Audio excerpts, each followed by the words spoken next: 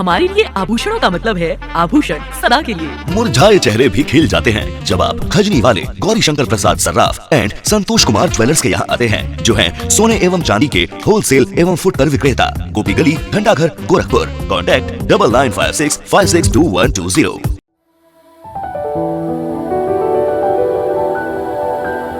नमस्कार, इस समय आप देख रहे हैं लाउड स्पीकर 90 FM और मैं रुद्र।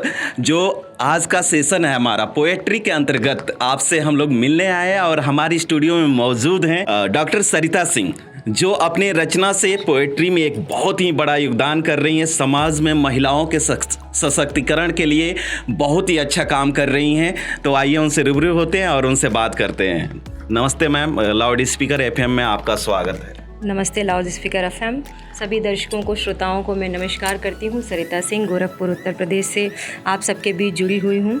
और बताइए, हमारे स्टूडियो में आ करके कैसा लग रहा है? बहुत अच्छा लग रहा है। लाउड स्पीकर FM बहुत अच्छा काम कर रहा है और सिर्फ पोइट्री ही नहीं, मुझे लगता है कि कोई ऐसा विषय अछूता नहीं है जिस पे जो है लाउड स्पीकर FM काम नहीं कर रहा है। और आप सभी आर्टिस्ट बहुत अच्छा है, बहुत एंथुजियास्टिक होकर काम कर रहे हैं, तो मुझे तो बहुत अच्छा लग रहा है। मेरा बहुत अच्छा एक्सपीरियंस है। बहुत बहुत धन्यवाद मैम। और हम शुरू करते हैं। आज आपकी जो बचपन रहा है और आपकी स्टडी रही है, कैसी रही थी आपकी बचपन के बारे में? बचपन तो सबसे अनूठा होता ही है सबका। ये बचपन हर गम से जो है बेगाना होता है, ये तो बिल्कुल सही कहा गया है। तो सबका बचपन ऐसे, हम लोग का भी बचपन ऐसे ही रहा। और अगर लिखने की प्रेरणाओं की करें तो हम जब युवावस्था में आते हैं तो बहुत सारे नए नए अनुभव होते हैं। उन दौरान मुझे ये अनुभव हुआ कि हाँ, मैं एक बीइंग अ वुमेन, मैं एक महिला हूँ, मैं एक लड़की हूँ और लेडीज़ की क्या समस्याएं हैं, क्या प्रॉब्लम्स है, तो मुझे लिखने की प्रेरणा वहीं से मिली। तो मैं कुछ चंद पंक्तियाँ साझा करती हूँ आपको। कि मत रो चुप हो जा नारी, मत रो चुप हो जा नारी, क्यों मन पीड़ा को दबाती हो। मत रो चुप हो जा नारी, क्यों मन पीड़ा को दबाती हो। खंडित हो हृदय से जब नयन कलश छलकाती हो। खंडित हो हृदय से जब नयन कलश छलकाती हो। और गलत सही है क्या तुमको ये स्वयं फैसला करना होगा। गलत सही है क्या तुमको ये स्वयं फैसला करना होगा। जीवन है संग्राम यदि सम्रागढ़ में लड़ना होगा। तो जीवन की लड़ाई जो स्त्रियों के साथ हमेशा चलती रहती है, तो यही मेरी 4 पंक्तियां जो हैं जीवन संग्राम के लिए थी। बहुत अच्छा लगा आपकी पंक्तियां सुन करके। मैम, आपको ये लिखने का जो आइडिया कहाँ से आता है? कहाँ से आप सोचती हैं, कहाँ से विचार लाती हैं ये सारा पोयम और रचना करना? बहुत अच्छा प्रश्न आपने किया। घर परिवार जो है, परिवार बालक की प्रथम पाठशाला होता है। और जो एक माँ होती है वो बेटी की जो है प्रथम शिक्षिका होती है। मतलब बेटा और बेटी दोनों की होती है, लेकिन मुझे लगता है कि मेरी भी प्रथम शिक्षिका मेरी माँ रही। मैंने माँ को जीवन में संघर्ष करते देखा और वो प्रेरणा जो है वहीं से उठी। और देखिए कि ईंट ईंट को जोड़ के औरत एक बुनियाद बनाती हो। माँ हमेशा जो है उम्मीदों का जो है भावना लेके घर जो है बनाती थी, तो मैं माँ को देख के प्रेरित होती थी। ईंट ईंट को जोड़ के औरत एक बुनियाद बनाती हो, उम्मीदों का छप्पर रखकर घर एक बसाती हो। और निज संबंधों की खातिर दिन रात नैन छलकाती हो, सर्वस्व निछावर कर अपना अधरों से मुस्काती हो। माँ हमेशा हंसती रहती थी। सारी परिस्थितियाँ जितनी भी विपरीत रहें, सावन आए चाहे भादों आए, माँ के चेहरे पर मुस्कान कभी नहीं हटती थी। ये बड़ी वेदना सहती तुम निज संबंधों को, बड़ी वेदना सहती तुम निज जख्मों को सीती हो। और तन घायल मन घोर विवशता, अंत घाव ले जीती हो। आँखों से अश्रु बहते हैं, मर्यादा को ढोती हो। घर वाले चाहे कुछ भी कहते हैं, औरत हमेशा मर्यादित रहकर अपना जीवन जीती है और वो अपना मुंह हमेशा बंद रखने की कोशिश करती है। कि बड़ी वेदना सहती तुम निज जख्मों को सीती हो, तन घायल मन घोर विवशता, अंत खाल ले जीती हो। और आँखों से अश्रु बहते हैं, तुम मर्यादा को ढोती हो। केवल तन से जीवित रहती, उरंतर को खोती हो, उरंतर को खोती हो। और फिर से वही कहूँगी कि उचित अनुचित क्या तुमको अब स्वयं फैसला करना होगा। जीवन है संग्राम यदि सम्रागण में लड़ना होगा, सम्रागण में लड़ना होगा। क्या बात कही मैम। मेरे जो शरीर था एकदम जैसे लगी बिजली दौड़ गई मेरे शरीर में। और आपकी जो ये पोयम थी वो स्त्री की पूरा चरित्र को चरितार्थ कर रही थी। बहुत अच्छा लगा मैम। आपका परिवार जो है, आप पोयम करती हैं तो उनका क्या योगदान रहता है इसमें, आपके परिवार का? देखिए, मुझे लगता है कि एक बच्चे के विकास में, सर्वांगीण विकास की अगर बात करें तो पूरे परिवार का योगदान होता है। लेकिन जैसे जैसे आप बड़े हो जाते हैं ना, वैसे वैसे परिवार का जो है वो आपके प्रति कम होता है, क्योंकि सबकी अपनी जिम्मेदारियां हैं। तो मैं ये नहीं कहूँगी कि credit goes to only me, ये सभी लोग बराबर के इसमें हिस्सेदार होते हैं। क्योंकि अगर जो घर की छोटी मोटी नोक झोंक होती है ना, कविताएं वहीं से आती है। तो अगर मैं नारी भाव जो लिखती हूँ या समाज की कुछ ऐसी भी बातें जब भी कभी पुरुष समाज नहीं पसंद करता है, तो हम बिल्कुल कहेंगे कि मेरे पति, मेरी सास, मेरी ननद या परिवार और आप भी मेरे लिए प्रेरणा है। देश का हर एक युवा मेरे लिए प्रेरणा है। तो फिर से मैं, अभी आपने बात की कि प्रेरणा की, कि दुनिया की नज़रों में हम बिल्कुल पूजनीय है। एक औरत दुनिया की नज़रों में पूजनीय होती है, लेकिन एक औरत क्या सोचती है इस विषय पर देखिए कि बेशक दुनिया की नज़रों में पूजा और मंदिर औरत, बेशक दुनिया की नज़रों में पूजा और मंदिर औरत, और हर पर्दे के पीछे लुटती मन पीड़ा का समंदर औरत, हर पर्दे के पीछे लुटती मन पीड़ा का समंदर औरत, और करुणा दया का सागर मन में माँ बनने है लुटाती है, करुणा दया का सागर मन में माँ बनने है लुटाती है, मन की अंगीठी सुलगा के जलती है अंदर औरत, मन की अंगीठी सुलगा के जलती है अंदर औरत। और कल की मैं अगर बात करूं, कल बहुत एक विशेष दिन था, बुद्ध पूर्णिमा का दिन है, बुद्ध पूर्णिमा का दिन था। तो सब लोग, मतलब मैं ये नहीं कहती कि मैं अपोजिट हूँ, मैं विरोध में हूँ। भगवान बुद्ध ने जो पंचशील का जो है अनुसरण करने को कहा, उन्होंने जो शांति का उपदेश दिया, पूरे विश्व में जो है उनकी वजह से हम भारतवासियों को जाना जाता है। लेकिन एक पुरुष के लिए बहुत आसान होता है साधु हो जाना, संत हो जाना, बुद्ध हो जाना, लेकिन एक स्त्री के लिए उतना ही कठिन होता है। उस यशोधरा को लोग भूल गए जिसके कारण बुद्ध हुए। तो 4 पंक्तियों से फिर आप सभी को जो है मैं जोड़ती हूँ, देखिएगा। किसी के दिल की वो मलिका, किसी के दिल की वो मलिका, भाई अपनी गर्लफ्रेंड प्रेयसी किसको नहीं प्रिय होती है। किसी के दिल की वो मलिका चरण की दासी है औरत, किसी के दिल की वो मलिका चरण की दासी है औरत, लुटाती नेह को निश्चल फिर भी प्यासी है औरत, लुटाती नेह को निश्चल फिर भी प्यासी है औरत। और 2 पंक्तियों पे ध्यान चाहूँगी मैं कि त्याग करता पुरुष घर को पुरुष साधु हो जाता है, त्याग करता पुरुष घर को पुरुष साधु हो जाता है, मोक्ष पाता है दुनिया में संत और बुद्ध हो जाता है। और इसीलिए औरत बुद्ध नहीं हुई, क्योंकि ये त्याग नहीं सकती ममता को, नहीं सन्यासी है औरत, त्याग नहीं सकती ममता को, नहीं सन्यासी है औरत। क्या बात है मैम। सागर सिद्दीकी जी ने सही कहा है कि अगर वज्म हस्ती, क्या बात है मैम, सागर सिद्दीकी ने कहा है कि अगर वज्म हस्ती में औरत ना होती, ख्यालों की रंगीन जन्नत ना होती, घटाओं की आमद को सावन तरसते, फिजाओं में बहकी बगावत ना होती। यह लाइन आपने एकदम सिद्ध कर दिया मैम, आपकी पोएम ने पूरा बता दिया कि ये एकदम लाइन सत्य है। मैम एक और आपसे मैं जानकारी लेना चाहूँगा कि आप किस किस मिजाज में कविताएं लिखती हैं और पढ़ती हैं? जी, बहुत अच्छा प्रश्न है। क्योंकि जब हम एक लेखक होते हैं तो हम बायस नहीं हो सकते कि कोई एक विषय हो जिस पर हम जो है बहुत ज़्यादा लेखन करें, क्योंकि ये कहा गया है कि जहाँ ना पहुँचे रवि वहाँ पहुँचे कवि। तो एक कवि की दृष्टि हर एक उस चीज़ पर जो है पड़ती है जिसको एग्जिस्टेंस की ज़रूरत है, जिसको उत्थान की ज़रूरत है, चाहे बात युवाओं की करें, चाहे हम किसी शोषण की करें, चाहे प्रकृति की करें, पर्यावरण या पोषण की करें। तो हर एक चीज़ पर जो है कलम जो है पारखी नज़र रखता है कवि। तो लेकिन जो मेरा एक वो है वो विशेष, मतलब मैं स्त्री भाव ही लिखती हूँ। तो मैं अभी फिर आपको ले चलती हूँ आज की जो वर्तमान परिस्थितियाँ हैं।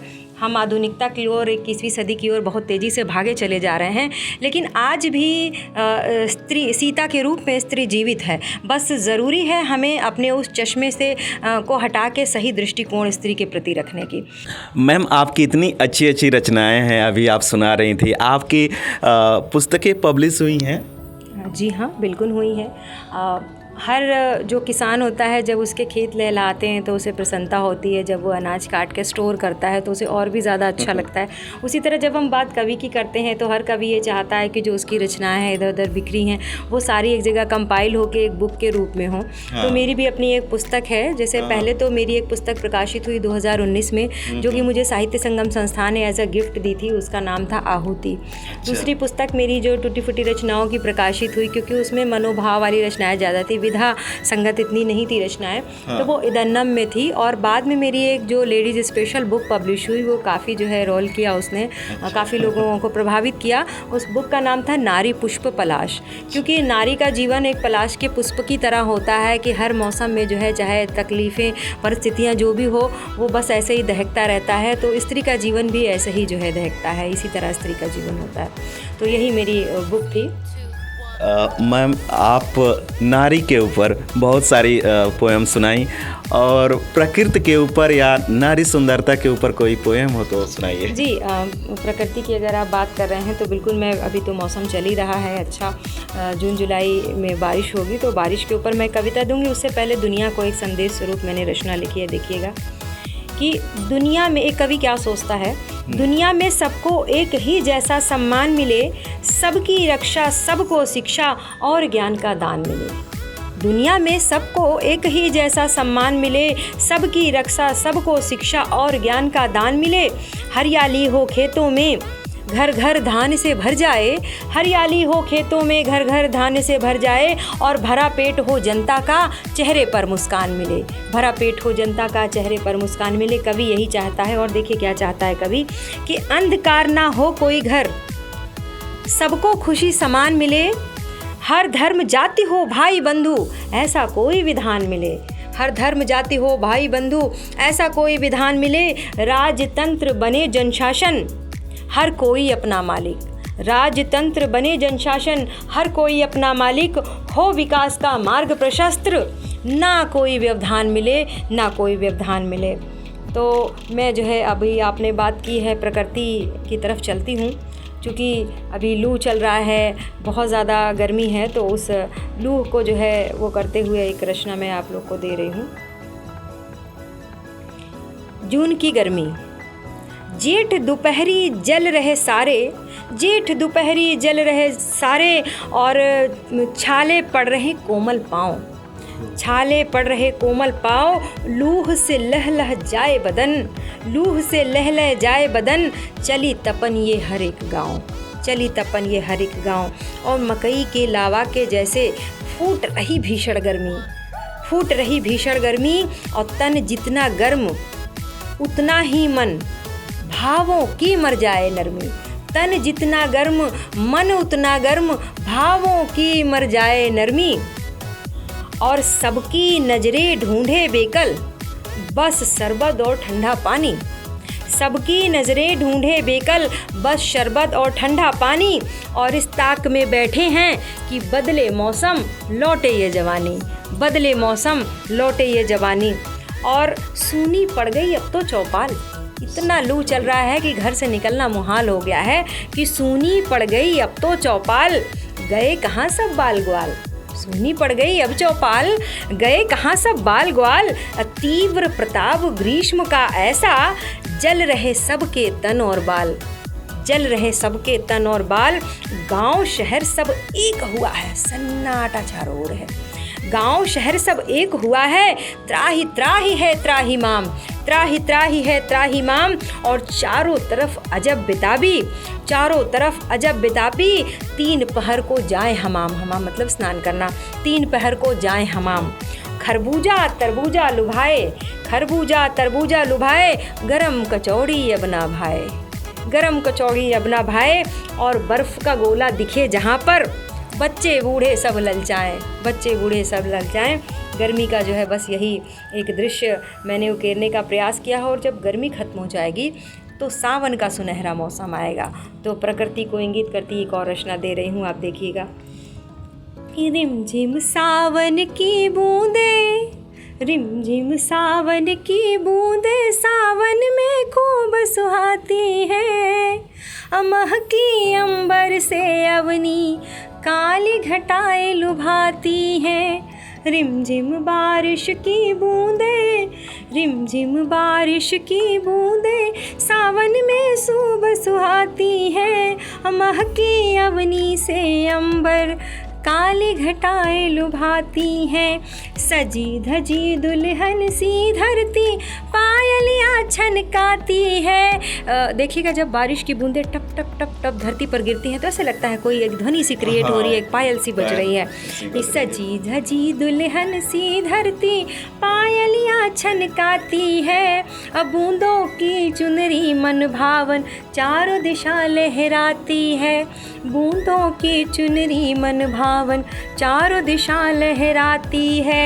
और काली नैनों वाली बदरिया, काली नैनों वाली बदरिया, चमक चमक के डराती है।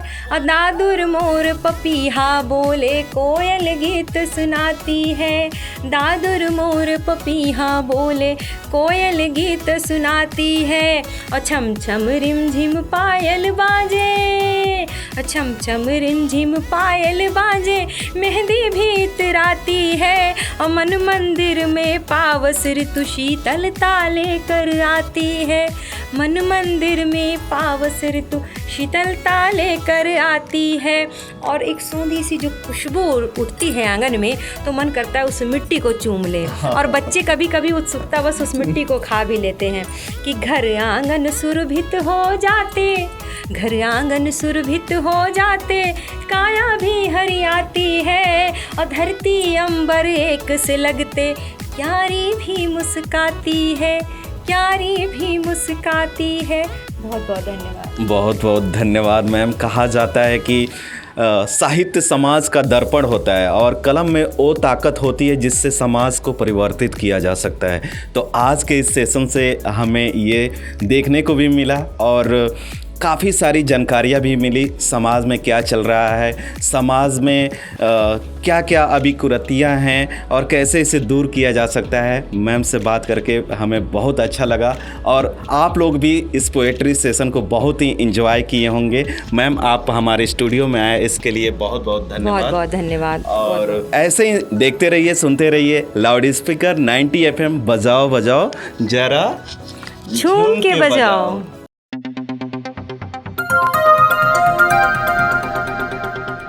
बजाओ जरा झूम के बजाओ, बजाओ बजाओ जरा झूम के बजाओ।